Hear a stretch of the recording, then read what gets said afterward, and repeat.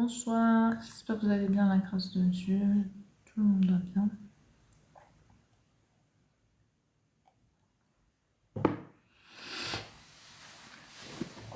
Donc on se fait un petit live d'1 heure max, si on trouve, enfin si les sujets sont intéressants, on verra bien. De toute façon, ce sera toujours selon la volonté du Saint-Esprit, et non la mienne, et voilà.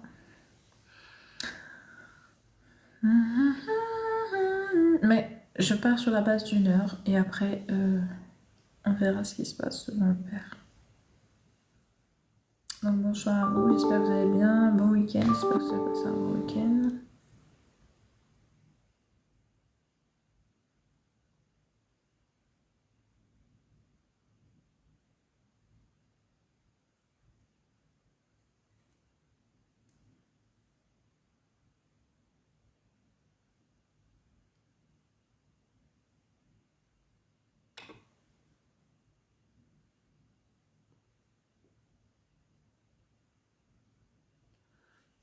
Donc bonsoir, j'espère que vous allez bien. Du coup, n'hésitez pas à me poser des questions si vous en avez. On fait aussi un question-réponse. Enfin, question-réflexion biblique. C'est mieux. Je préfère ce terme. Donc voilà, sinon, n'hésitez pas à me dire qu'est-ce qui se passe dans votre côté. Concernant la foi chrétienne, la foi que vous avez, et j'espère que vous êtes toujours élevé dans la foi, que votre foi ne s'est pas endormie, car le Seigneur revient bientôt. Oui, le Seigneur Jésus revient. Oui, je sais, c'est répété, c'est prêché depuis 2000 ans. Mais vous savez, même les apôtres étaient dans l'impatience de ce jour. C'est-à-dire qu'ils ont eu la révélation de Jésus, comme quoi qu'il y aura une fin. Mais depuis la révélation, ils attendent la fin, même s'ils ont la révélation que c'est pas maintenant. Ils avaient, je sais pas, ils avaient la révélation que c'était pas de leur temps, mais ils étaient quand même impatients. Parce que c'est une délivrance, oui. Parce que ceux pour qui le monde est lourd, le monde, ils ont l'éveil, voilà, l'éveil de comprendre que la lumière, c'est le chemin, la vie et la vérité, mais car on dit que Jésus-Christ est la lumière du monde, que le monde ne l'a pas reconnu, il est descendu parmi les siens ne l'ont pas reconnu, et donc ils sont restés dans les ténèbres, et j'ai oublié. Bon, peu importe. Du coup, là, pour dire que on approche de la fin, et il faut rester éveillé dans la foi. Notre foi doit être certaine qu'il y a un retour du Christ, et que c'est pour très bientôt. Donc voilà. Et il ne faut pas être endormi, il ne faut pas oublier et se laisser égarer, il faut marcher dans les commandements et l'ordonnance du Saint-Esprit que Dieu a laissé sur la terre encore. Car la fin du monde n'est pas celle que l'on pense. C'est pas du tout ce que beaucoup prêchent en fait. Il y en a beaucoup qui prêchent quelque chose de simpliste, j'ai envie de dire. Moi, c'est beaucoup plus que ce que vous pensez. Et moi, j'ai pas envie de rentrer dans ça, franchement, je vais pas vous mentir. Parler de la fin des temps, c'est pas mon truc. Moi, je suis plus dans l'espoir. Je marche toujours dans l'espoir. Je pense, moi, ma place et la parole que le Père m'a donnée, c'est vraiment jusqu'à vers l'enlèvement. Parce qu'après l'enlèvement, c'est plus le rôle du Père. Comprenez que vous avez remarqué dans la Bible, le Père parle peu des ténèbres. Père, il parle de la création de la lumière. Or, les ténèbres étaient déjà sur la terre. Comprenez les choses. La vie, Dieu, comme il dit bien, il est le Dieu des vivants, et non des morts. Il ne considère pas les ténèbres. Les ténèbres sont déjà condamnées. Les ténèbres ont un temps d'existence qui n'est pas le temps de Dieu, car le temps de Dieu, c'est l'éternité. Or que les ténèbres sont le temps du monde. Est-ce que vous comprenez ce que je veux dire? Donc on arrive à ce temps de fin. C'est pour ça que la promesse écrase la terre, non, la lune et le soleil. Car qu'est-ce qui représente le temps sur la terre? C'est la lune et le soleil. Qu'est-ce qui représente la dualité sur la terre, entre le jour et la nuit? c'est la lune et le soleil. Donc, qu'est-ce qui représente la nativité, le renouveau? Une femme enceinte. La promesse se fait à travers qui? La venue d'un enfant. Père a dit, je vous enverrai un signe. Ce sera un enfant. Et il sera donné, blablabla. Donc, on comprend que le chapitre 12 de l'Apocalypse, en plus, il relate tout le côté spirituel de la venue du Christ et tout et tout et tout. Donc, on a la dimension de la fin des temps, racontée dans la fin des temps, en version très courte spirituelle. Donc, toujours le Père il a une petite compréhension de ce temps, parce que même dans la Genèse, on a une dimension de compréhension de début et de fin, avant même d'avoir la fin. Le Père est venu dans le temps messianique, et il a prêché la fin des temps. Donc c'est une fin qui est certaine, mais dont on ne connaît pas encore l'aboutissement du temps. Sauf pour certains peut-être, car il faut comprendre que Dieu révèle à ses fidèles serviteurs des vérités. Donc, comme on sait que Dieu est le seul à connaître ce jour, et qu'on a déjà eu un enlèvement qui est Élie dans le ciel, avec une compréhension qui nous donne la révélation que oui, on aura la connaissance du temps. Car Élie a su quel jour il sera enlevé. Il a eu même un point où il a fallu se rallier. Il devait être à un endroit précis pour être enlevé. Il ne pouvait pas être enlevé de n'importe où. Il devait se rendre à un endroit. Donc comprenez qu'il y aura forcément des révélations de ce côté. Donc, dans l'enlèvement, etc., etc. On l'a vu tout ça. Hein. Ouais, on a vu tout ça sur le compte. Vous pouvez reprendre les vidéos. J'ai parlé d'enlèvement, j'ai parlé de la... Là, on est sur la résurrection du Christ. Comment garder la foi sur le fait que le paradis appartient aux vivants. Et je vous avais donné la révélation que le paradis aussi était vivant. J'ai refait une vidéo, mais je ne l'ai pas encore postée. Mais je vous ai bien dit que la dernière fois, dans le live de dernière fois, le paradis appartient aux vivants et non aux morts, car Dieu est vivant depuis le début de la création. Son esprit est le souffle de vie. Comprenez que dans Dieu, il n'y a pas de mort. Dans Dieu, il n'y a que la vie. Dieu donne la vie. Il peut donner la mort, certes, mais c'est sous ordre. Je veux vous faire comprendre que le paradis de Dieu se trouve dans le ciel.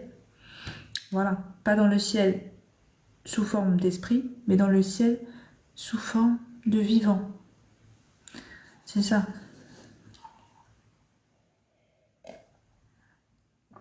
Car on comprend que l'enfer est pour les morts.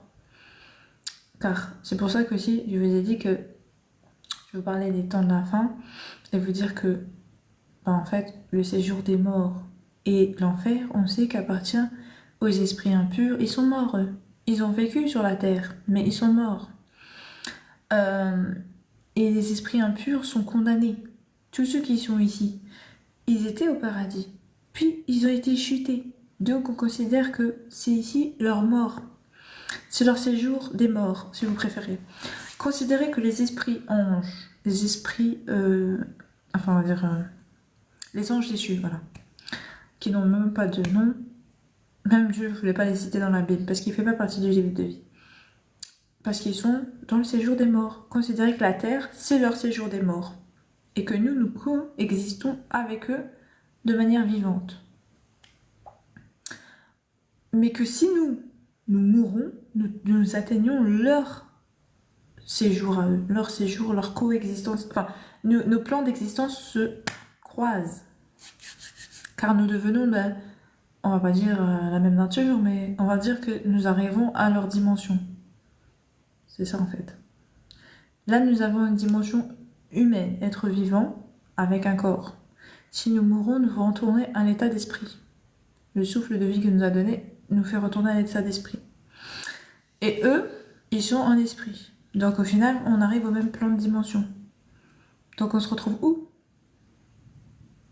Vous comprenez ce que je veux dire? Alors que le Père, lui, il est dans le ciel. Donc, pour comprendre que le paradis pour l'atteindre, il faut demeurer vivant et être enlevé comme Enoch, comme Élie, Moïse et tous les saints qui sont ressuscités, ainsi que Jésus-Christ. Il faut comprendre, il faut lire les écritures de la Bible. Parce que la doctrine de dire que vous aurez la paix et la vie éternelle dans la mort, c'est une erreur. Si vous mourrez, vous n'êtes pas sûr de voir la vie éternelle, car tous ceux qui meurent ne sont pas sûrs de ressusciter. Une partie des morts seront ressuscités, mais pas tous les morts. Donc il vaut mieux rester en vie, en fait. On comprend que vivre selon la volonté de Dieu est préférable pour être enlevé et aller au paradis plutôt que de mourir sans avoir fait la volonté de Dieu. Là, c'est la garantie que vous êtes dans l'enfer avec les autres. Parce que ce qui a fait que les autres sont dans la mort, c'est le fait d'avoir désobéi à Dieu. Et étant désobéissant vous aussi quand vous mourrez, vous arrivez à la même situation. Voilà, c'est ça. Ça, c'est une dimension de compréhension que le Père m'a révélée, le Seigneur Jésus m'a révélée. Pourquoi? Parce que beaucoup de doctrines sur la mort sont fausses. Déjà, les âmes, c'est faux. Les âmes sont dans le sang. C'est votre sang, en fait. Le corps humain est formé d'un être spirituel qui est l'Esprit de Dieu et d'un corps dont la partie visible est la chair. Mais la partie invisible est les vaisseaux sanguins et le sang. Et ça constitue votre âme. Ainsi que la charpente, qui est les os. Car elle contient la moelle osseuse qui, elle, est la formatrice des cellules sanguines. Donc c'est celle qui va maintenir en vie votre matériel génétique après que vous soyez mort. C'est ce qui va permettre de reposer en paix et d'avoir la possibilité d'être ressuscité. Car on comprend que c'est à partir des ossements que le Seigneur Jésus, que Dieu et le Seigneur Jésus s'est ressuscité. D'ailleurs, Jésus s'est ressuscité à partir de son corps, donc de ses ossements. Et tous les autres aussi. Ils sont sortis de leur tombeau. Ce n'est pas des nouveaux corps. On sait que Moïse, un ange est venu chercher ses os. Il avait besoin de ses os. Donc tout ça, on avait compris. C'est pour l'enlèvement. C'est pour la résurrection, pour aller au paradis. En attendant, non, c'est pour attendre, en attendant que Dieu fasse le paradis. Car le paradis, faut savoir qu'il est toujours là où il y a Dieu, quoi. Tout simplement. C'est Dieu qui fait le paradis. C'est sa présence. Sans lui, il n'y a pas de paradis. La famille, demeurez dans la foi, c'est tout ce qu'on demande. N'ayez pas de réticence dans votre foi. N'ayez pas de peur, de crainte.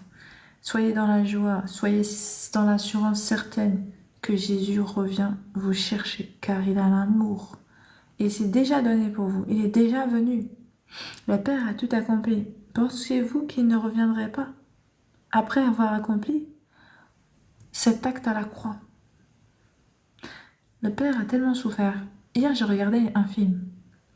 Ça s'appelle Enquête de Jésus-Christ. Croyez-moi, regardez, vous allez comprendre que la résurrection de Jésus est une certitude pour tous les historiens, pour tous les scientifiques, tous ceux qui ont la compréhension que Jésus-Christ a vécu. Et donc, pourquoi aussi il marque le temps, le calendrier, le avant Jésus-Christ, après Jésus-Christ. Sachez que Jésus-Christ a bien été ressuscité. Il est bien mort à la croix, mais il est aussi bien vivant. Et on a l'image de Jésus-Christ à travers son linceul. Le linceul qui a été jusqu'à maintenant une incapacité pour les scientifiques de démontrer, de comprendre pourquoi il a été imprimé de l'image de Jésus de cette manière. On n'a encore pas la révélation de comment c'est possible, selon les scientifiques.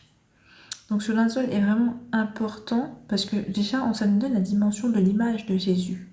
Et il n'y a pas beaucoup d'images et de représentations, bizarrement, de cet homme qui a marqué les esprits aussi fortement jusqu'à maintenant. Et pourtant, beaucoup de représentations de faux dieux, beaucoup de représentations, mais de Dieu, de Jésus, non. Mais par contre, de lui-même, il a laissé son empreinte à travers sa mort et sa résurrection. Mais surtout, pas sa mort, mais sa résurrection. Car c'est à la résurrection du Christ que ce linceul a été marqué. Quand il est sorti du tombeau, le linceul qui a entouré son corps, c'est ça un linceul, c'est ce qui a embaumé le corps du mort. Donc, a été marqué de l'image de Jésus. Donc on a non seulement l'image, mais on a la compréhension qu'elle a été ressuscitée. Car on n'a pas le corps qui se trouvait dans le tombeau, par contre on a le linceul qui détenait le corps, qui a été marqué et imprégné d'une image dont les scientifiques ne connaissent pas la raison, de comment ça a pu être possible, et jusqu'à maintenant ce linceul est marqué de l'image de Jésus, vous pouvez le voir. Et c'est intéressant parce que du coup ça nous montre que Jésus est vivant, parce que beaucoup, j'entends, utilisent la fausse doctrine, il n'a jamais existé, mais là vraiment, il faut vraiment réfléchir sur la recherche que vous avez faite pour arriver à cette déduction. Car les recherches historiques de la Bible, qui est étudiée depuis 2000 ans, j'ai bien dit, qui est étudiée depuis 2000 ans, depuis le commencement des Écritures, c'est gentil. J'ai dit 2000 ans, c'est gentil, car en fait, depuis que l'Ancien Testament existe, il y a des études. Mais sur celle du Nouveau Testament, c'est encore pire. Donc je vous laisse vous imprégner de ces études déjà réalisées pour vraiment vous imprégner de la vérité et la recherche qui a été effectuée. Et de comprendre que beaucoup des scientifiques ont déjà donné la certitude comme quoi que Jésus-Christ était bien vivant dans son temps et a été ressuscité. Ou tout du moins, on peut pas dire autrement pour l'instant. Les scientifiques ne peuvent pas prouver le contraire. Tout simplement. Donc il n'est pas obligatoire d'y croire ou pas. Ça, c'est un choix. Par contre, on ne peut pas falsifier l'histoire à sa guise et mentir sur quelque chose qui a été carrément plus que vérifié et acté de nombreuses fois par de nombreuses méthodes. En fait, c'est ça le truc. De nombreuses méthodes prouvent que Jésus-Christ est bien mort et ressuscité à la croix. Donc voilà. Des témoignages. 500 personnes l'ont vu après la mort. C'est énorme. Sachant comment il est mort, on a bien attesté de sa mort. On a bien testé des témoignages. Comme quoi que c'était véridique, que les personnes qui ont témoigné sont vraies, mais qui l'ont vu en même temps. Et c'est impossible de falsifier 500 témoignages. Non, vraiment, c'est très intéressant ce film. Je vous laisse regarder afin que votre foi en Jésus-Christ s'élève en quête de Jésus. Vous allez voir, vous allez voir. C'est intéressant, c'est vraiment intéressant. Il faut se laisser prendre au jeu et réfléchir. Réfléchir à le pourquoi du blocage sur la réflexion, sur cette réflexion de dire que Jésus-Christ est le Fils de Dieu ou il a été envoyé de Dieu ou il est Dieu lui-même. Se demander le pourquoi, pas garder l'espoir. Pourquoi autant être réfractaire à cette nouvelle? Car comprenez que la nouvelle des évangiles et de tous les apôtres et qu'a créé le christianisme, c'est la résurrection du Christ. Et le fait est qu'il est envoyé de Dieu. Alors pourquoi des gens ne veulent pas croire alors qu'il y en a déjà plein? Jusqu'à maintenant, d'autres croient en Mohamed. Mais pourquoi pas en Jésus? Je comprends pas. Vous avez cru en Moïse, vous avez cru en Mohamed, vous avez cru à beaucoup des prophètes qui sont de la Bible. Mais pourquoi pas Jésus? Je comprends pas. Et vous, pourquoi vous ne vous posez pas la question plus profondément intérieurement? Arrêtez de vous mettre en colère, déjà, quand on vous parle de Jésus. Essayez à chercher à comprendre déjà pourquoi cette colère s'éveille en vous. Maîtrisez-vous et cherchez à comprendre. Oui, cherchez à comprendre. C'est important, ma famille, c'est important. Ça va vous donner des délivrances, de voir que vous avez aussi peut-être quelque chose enfoui qui vous dérange. Peut-être des blessures de cœur. Car il faut savoir que Dieu touche les cœurs. Mais si votre cœur est blessé et fermé, vous n'entendrez pas la voix de Dieu. Car Dieu a mis une conscience dans chacun d'entre nous, et cette conscience parle à nos cœurs. Mais elle ne peut pas parler à un cœur fermé. L'Esprit vous parlera, vous le rejetterez comme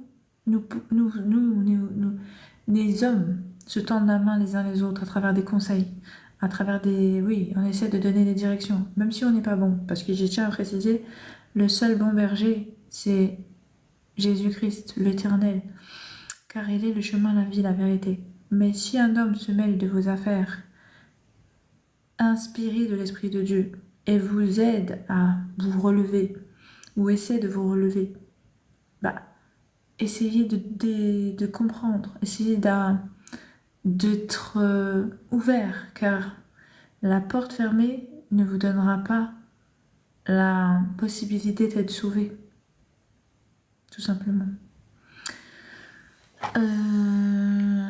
Comprends quoi, il n'y a rien à comprendre. C'est-à-dire,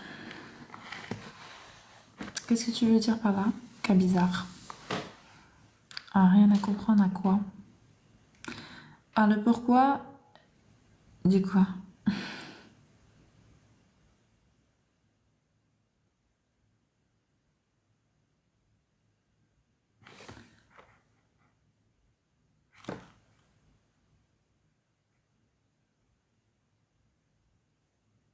Merci, web.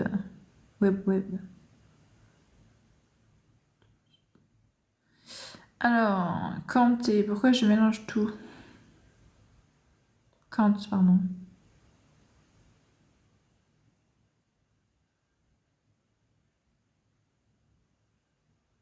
Bonsoir à tout le monde, bien évidemment.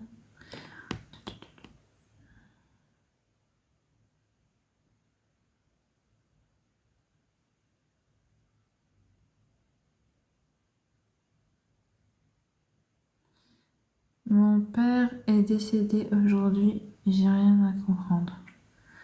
Cabézère, on est désolé d'apprendre cette nouvelle. On prie pour que le Seigneur t'accompagne dans sa douleur et qu'il te relève. Car le Saint-Esprit, je prie pour qu'il te relève, qu'il te donne la paix du cœur et qu'il te fortifie dans ces moments terribles. Vous savez, on perd tous un être cher à un moment donné de notre vie. C'est pas la facilité. Mais un seul a la capacité de toucher nos cœurs et de nous aider dans ces circonstances, c'est bien Dieu. C'est le seul à nous apaiser, c'est le seul à pouvoir nous consoler dans ces moments, et même à répondre à nos questions. Donc je prie pour que l'Esprit de Dieu soit auprès de toi dans ces moments difficiles, afin qu'il te console et qu'il te réponde à tes questions au nom de Jésus. Amen. Je suis tranquille.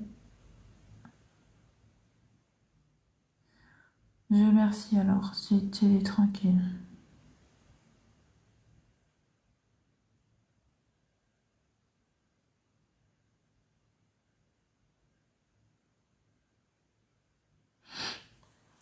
Et du coup, aujourd'hui, ton père... Non mais là, vraiment...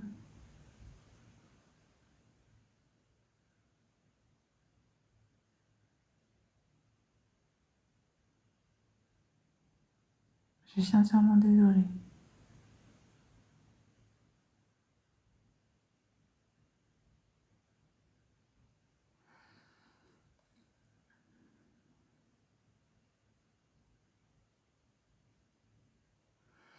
Il ne s'agit pas de pitié, il s'agit de compassion. Parce que nous sommes des humains, avec un cœur qui ressent la peine de l'autre. Et peut-être, sans le savoir, nous avons eu le même parcours de peine. Sachez que j'ai perdu mon père aussi. Donc je sais c'est quoi de perdre son père. Donc c'est pour ça que je prie que le Seigneur te console et soit avec toi dans ces moments-là. Parce que je sais que, en fait, on se sent seul. Même si on est entouré de beaucoup, mais on est seul au fond de nous-mêmes dans cette peine. C'est comme si tout se refermait. Je prie pour que et soit à tes côtés et qu'il te relève.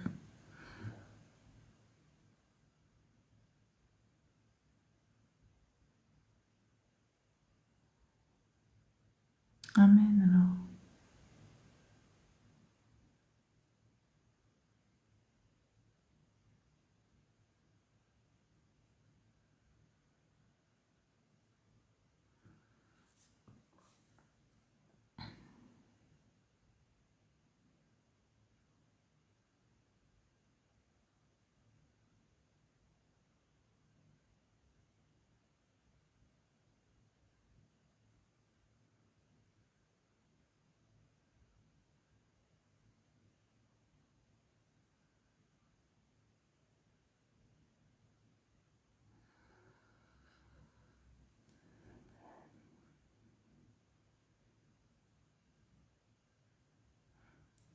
Quel bizarre. Alors, je peux te dire que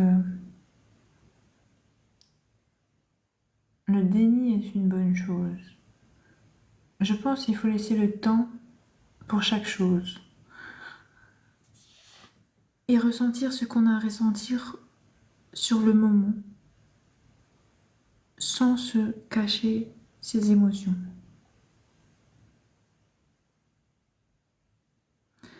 Si tu arrives à le faire, tant mieux.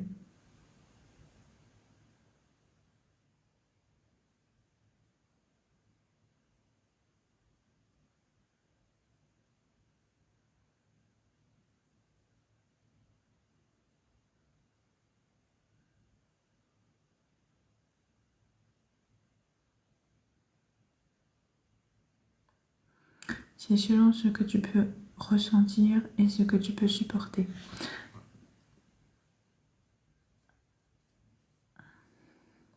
Tout dépend de ta force, tout simplement. Je prie pour que tu aies la force, en tout cas, surtout d'avancer. D'avancer. Toujours d'avancer.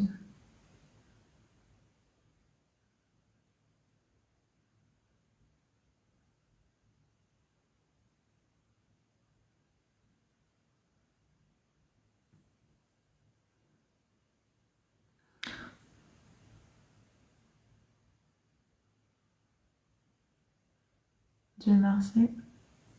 Ah, je crois rien. Je connais pas ta vie. Je sais même pas si tu es entouré. Je sais pas si tu as des proches. Je connais rien qu'à bizarre. Je vois juste que tu as une nouvelle très lourde. Tu nous annonces ce soir. Quelque chose d'assez lourd quand même. C'est pas rien. Décès de son parent. Ben, on compatit. Moi, j'ai pas les mots. Je n'ai pas à juger. Je n'ai pas de conseils non plus parce que je ne sais pas ce que tu éprouves ni ce que tu vis. Et j'ai pas envie de heurter un cœur sensible. Actuellement, tu n'es pas en état de recevoir des conseils ou quoi. Tu as besoin d'intérioriser ce que tu vis là, de ce qui t'arrive. C'est trop frais. C'est trop, voilà. Donc je préfère pas trop prononcer de paroles sur ta situation en fait, tout simplement. J'ai prié dans mon cœur pour que le Seigneur t'accompagne, Seigneur Jésus t'accompagne, et c'est tout ce que je peux faire à l'heure actuelle pour toi.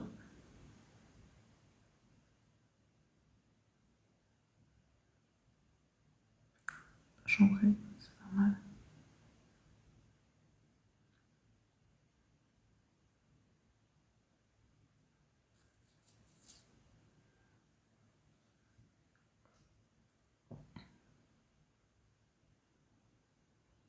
Donc voilà la famille.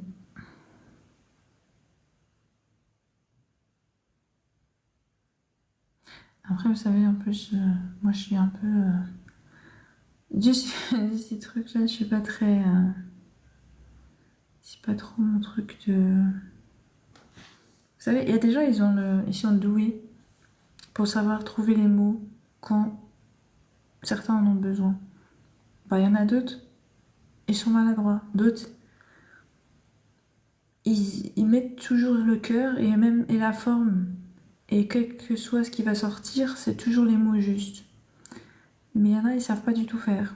Donc le mieux, c'est qu'ils se taisent. Plutôt qu'ils rajoutent des termes et des phrases qui pourront blesser l'autre et ne pas l'aider du tout, en fait, à se relever. Au contraire. Donc le mieux, c'est de rester à sa place, selon ce que nous sommes, tout en respectant les autres. Moi, je connais mes limites. Et je ne connais pas les tiennes. Donc je fais selon ce que je peux, ce que je connais, c'est-à-dire moi-même. Je ne peux pas entrer plus dans quelque chose que je ne maîtrise pas. Donc voilà, c'est effectivement, c'est ce que je maîtrise un peu plus. Parce que l'Esprit de Dieu me fortifie à faire cela, c'est-à-dire à parler de lui-même, de Jésus-Christ, effectivement. C'est plus le domaine dans lequel je peux actuellement m'adresser en parole pour vous et avec vous. Car l'Esprit de Dieu me fortifie en cela.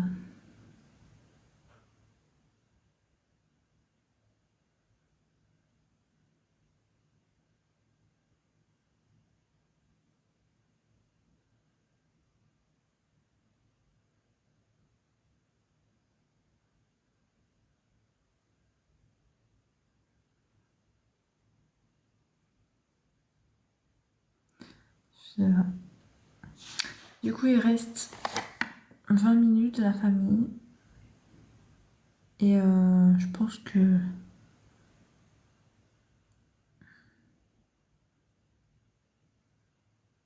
je vais vous laisser.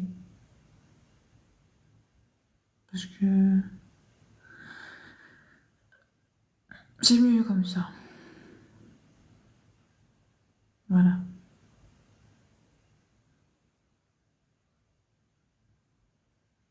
Pourquoi tu rigoles?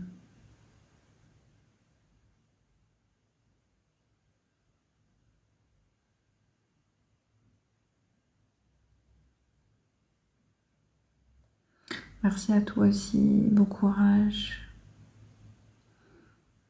Merci. Bonne soirée à toi, si je peux dire ça comme ça. Que la paix du Christ soit avec toi. Et que l'amour de Dieu te recouvre. Voilà, bonne soirée. À la prochaine, la famille. Que Dieu vous bénisse tous et qu'il soit avec vous, qu'il vous protège durant cette soirée et ce week-end. Et on se dit peut-être à une prochaine fois. N'hésitez pas à poser des questions aussi sur les vidéos, etc. Merci Kabezar. Non, je te souhaite que le meilleur. Je prie pour que tu sois fort et que tout se passe bien de ton côté et que tu surmontes tout ça dans la meilleure des conditions. Voilà, je prie pour que tu sois entouré et surtout de Dieu en fait. Mais si tu as des proches auprès de toi, ça en sera encore mieux. Dieu merci alors. Tiens bon alors. Continue de tenir bon, reste fort, ne lâche pas, avance.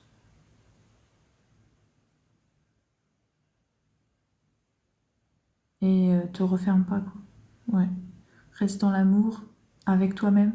Sois patient avec toi-même. Sois tolérant. Et laisse le temps faire les choses. Voilà.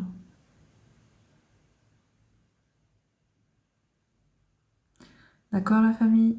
En tout cas, merci à vous d'avoir partagé ce que vous avez à partager avec moi. Je vous souhaite le meilleur pour la suite. Et on se retrouve, je sais pas quand. Ça va dépendre. Demain, c'est le jour du Seigneur, vous savez. D'habitude, je fais un live. On verra. Vous savez, moi, c'est la grâce de Dieu. Hein. Si je suis là, c'est la grâce de Dieu.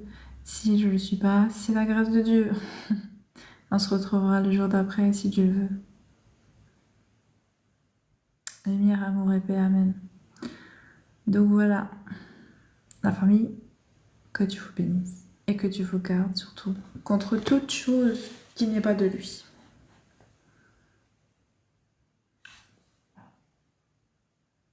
Voilà, merci bien. Bonne soirée à vous. Et bon courage, Kabizar. Et à la prochaine si Dieu le veut. Bye bye.